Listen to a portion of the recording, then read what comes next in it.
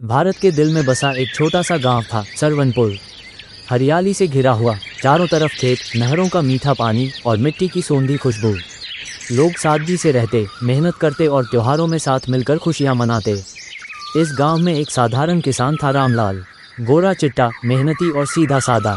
उसके पास 2 बैल, 1 गाय और 2 छोटे खेत थे। वो अपने बूढ़े माँ बाप और छोटे भाई मोहन के साथ मिट्टी के घर में रहता था। गांव में एक और इंसान था, धनपाल। वो चालाक और लालची था।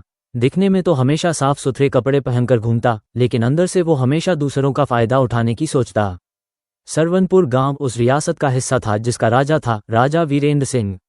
राजा न्यायप्रिय और दयालु था, लेकिन उसे अपने राज्य की असली परेशानियों का अंदाजा नहीं था, क्योंकि उसके चारों तरफ चापलूस मंत्री और दरबारी रहते थे। राजा साहब तो अच्छे हैं, पर उनकी आंखों के सामने सच्चाई नहीं पहुंचती। रहते थे। सुबह सुबह मुर्गी की बांग, बैलों की घंटियों की आवाज़ और खेतों में काम करते किसानों की पुकार से गांव गूंज उठता था। औरतें कुएं पर पानी भरने जाती, बच्चे आम के पेड़ के नीचे खेलते और बुजुर्ग चौपाल पर बैठकर ताश खेलते। रामलाल का जीवन बहुत साधारण था। वो रोज सुबह खेत जाता, दिन भर मेहनत करता और शाम को घर लौटकर माँ के हाथ का बना गरम खाना खाता। वहीं धनपाल रोज कुछ न कुछ चालाकी करता, कभी किसी की जमीन हथियाने की कोशिश, तो कभी कम दाम में किसी की फसल खरीदने की योजना।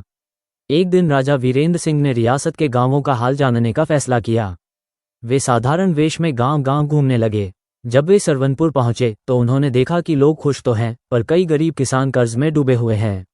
रामलाल की ईमानदारी देखकर राजा को अच्छा लगा। उन्होंने साधारण शब्दों में उससे बातें की। भाई, तुम्हें यहाँ की जिंदगी कैसी लगती है? रामलाल ने मुस्कुराते हुए कहा, महाराज, जिंदगी तो भगवान की देन है। मेहनत करेंगे तो पेट भर जाएगा। राजा मुस्कुराए, लेकिन कुछ सोच में पड़ गए।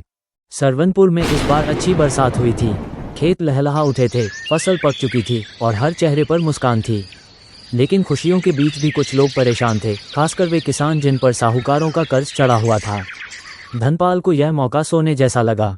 वो सोचने लगा, अगर इन गरीब किसानों की फसल मैं सस्ते दाम में खरीद लूं तो शहर में मैं दुगने दाम में बेच दूंगा। गांव की चौपाल पर वह मीठे शब्दों में कहता, भाई लोग, मैं तुम्हारी मदद करना चाहता हूँ। तुम्हारी फसल मैं तुरंत खरीद लूँगा और पैसे भी तुरंत दूंगा। रामलाल, जो सीधा सादा तो था लेकिन मूर्ख नहीं, उसने धनपाल की चाल को भांप लिया। उसने अपने भाई मोहन से कहा, सुन मोहन, दूसरों की बातों में मत आना। हमारी फसल का दाम सही समय पर ही मिलेगा, अभी नहीं। गांव के बुजुर्ग भी रामलाल की बात से सहमत हुए, लेकिन कई लोग धनपाल के मीठे जाल में फंस गए। उधर राजा वीरेंद्र सिंह ने गांवों की हालत पर नजर रखने के लिए अपने विश्वसनीय सिपाही भूपत को भेजा था। भूपत साधारण किसान के रूप में सरवनपुर में रहकर हालात देख रहा था। एक दिन उसने देखा कि धनपाल गरीब किसानों की फसल कम दाम में खरीद रहा है। भूपत ने सोचा, महाराज को सब सच बताना होगा। कुछ हफ्तों में धनपाल ने आधे गांव की फसल अपने गोदाम में भर ली। वो अब और घमंडी हो गया था। एक दिन उसने रामलाल से कहा, अरे ओ रामलाल, तू भी अपनी फसल मुझको दे दे, वरना पछताएगा। रामलाल ने शांत स्वर में जवाब दिया, मैं मेहनत करता हूँ और मेहनत का सही दाम चाहता हूँ। लालच में आकर मैं अपनी मेहनत को नहीं बेच सकता। धनपाल गुस्से से बोला, तू खुद को बहुत चतुर समझता है। देख लेना, तेरा भी समय आएगा। तू भी अपनी फसल मुझे कौड़ियों के दाम में बेचेगा। गांव में धीरे धीरे तनाव बढ़ने लगा। कुछ लोग रामलाल के साथ खड़े थे तो कुछ धनपाल के साथ। चौपाल पर रोज बहस होने लगी। राजा को ये सब पता चला और उन्होंने तय किया कि वे अगले महीने खुले दरबार में गांव के विवाद सुनेंगे। सरवनपुर का माहौल अब शांत नहीं रहा था। किसानों के बीच आपसी भरोसा टूटने लगा था। जिन लोगों ने धनपाल को फसल बेच दी थी, अब पछता रहे थे, क्योंकि उसने पैसे देने में टाल मटोल शुरू कर दी थी। एक दिन चौपाल पर रघुवीर, एक बुजुर्ग किसान, सबके सामने बोला, धनपाल ने हमको धोखा दिया है। हमारी मेहनत का सारा फल छीन लिया है। रामलाल ने भी आवाज़ उठाई, हम सब मिलकर राजा के दरबार में चलेंगे और न्याय की गुहार लगाएंगे। लेकिन कई लोग डर गए। अरे भाई, राजा से शिकायत करेंगे तो धनपाल और भी दुश्मनी करेगा। धनपाल ने अपनी ताकत और बढ़ाने के लिए साहूकारों और छोटे गुंडों का साथ ले लिया। वो गांव में लोगों को डराने लगा, अरे गांव वालों, जिसने भी मेरे खिलाफ जाने की कोशिश की, मैं उसका जीना मुश्किल कर दूंगा। रामलाल को भी धमकी मिली, लेकिन उसने हार नहीं मानी। सच के रास्ते पर डरने वालों की जगह नहीं होती। उसने अपने भाई मोहन से कहा। राजा वीरेंद्र सिंह ने सरवनपुर की शिकायतें सुनी और खुद गांव आने का फैसला किया, लेकिन इस बार भी साधारण कपड़ों में। गांव में आते ही उन्होंने देखा कि लोग डरे सहमे हैं, चौपाल सुनसान पड़ी है और खेतों में काम करने वालों की आंखों में थकान है। रामलाल ने राजा से कहा, हम मेहनत करते हैं महाराज, पर हमारी मेहनत का सही फल नहीं मिलता।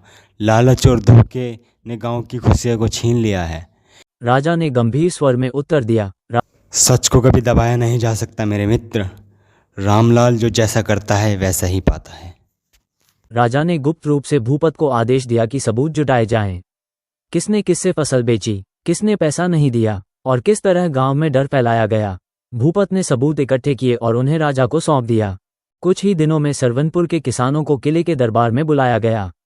धनपाल भी अपने चमचों के साथ वहां पहुंचा। उसे भरोसा था कि उसके पैसे और ताकत से कोई उसका कुछ नहीं बिगाड़ सकता। दरबार में राजा ने कठोर आवाज में कहा, आज न्याय होगा। सच और झूठ का फैसला यहीं होगा। भूपत ने एक एक करके सबूत पेश किए। धनपाल ने किसानों की फसल कम दाम में खरीदी, समय पर पैसे नहीं दिए, डर और धमकी से गांव पर कब्जा करने की कोशिश की। गांव के बुजुर्ग रघुवीर ने कांपती आवाज में कहा, महाराज, हमने भरोसा किया था, लेकिन इस हराम के बच्चे ने हम सबको धोखा दे दिया। धनपाल गुस्से में चिल्लाया, ये सब झूठ बोल रहे हैं महाराज, मैंने किसी का हक नहीं छीना है।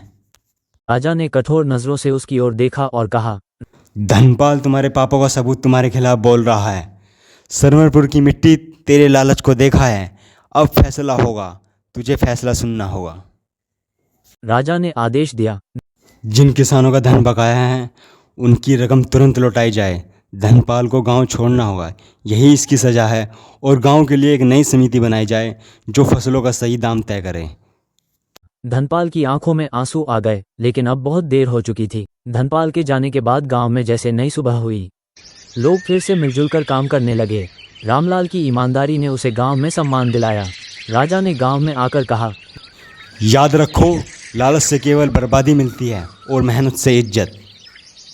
गांव के बच्चे तालियां बजाते हुए बोले, जय हो महाराज की, जय हो मेहनत की। सरवनपुर के लोग हमेशा एक बात याद रखते, जैसा करोगे वैसा भरोगे। सालों बाद जब राजा वीरेंद्र सिंह फिर से सरवनपुर आए तो उन्होंने देखा कि गांव खुशहाल है, खेत हरे भरे हैं और बच्चे हंसते खेलते हैं। राजा मुस्कुराए और कहा, जहाँ मेहनत और ईमानदारी हो वहाँ हमेशा सुख, शांति, समृद्धि बनी रहती है।